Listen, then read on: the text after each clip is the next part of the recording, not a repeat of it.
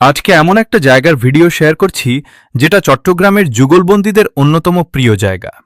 মজার ব্যাপার হলো এটা আবার ডিসির সরকারি বাসভবনের এলাকা। তবুও নির্ভয়ে এখানে প্রেম করা যায়। আরে মজা করলাম, রাগ করবেন না কিন্তু। এটাই হলো চট্টগ্রামের বিখ্যাত ডিসি হিল, যার বর্তমান সরকারি নাম নজরুল চত্বর।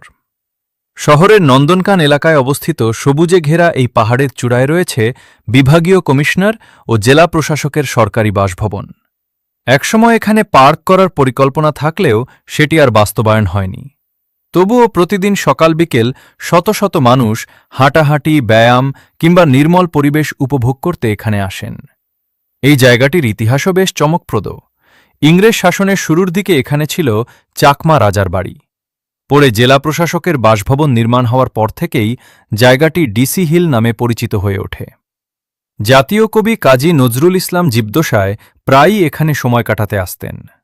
তাঁর স্মৃতিকে সম্মান জানিয়ে ২০০৫ সালের ১০ এপ্রিল এই স্থানের সরকারি নাম রাখা হয় নজরুল চত্বর।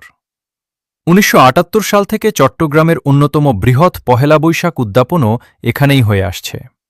পাশাপাশি বছর জুড়ে মঞ্চনাটক, উন্মুক্ত চলচ্চিত্র প্রদর্শনী এবং নানা সাংস্কৃতিক অনুষ্ঠানের আয়োজন করা হয়।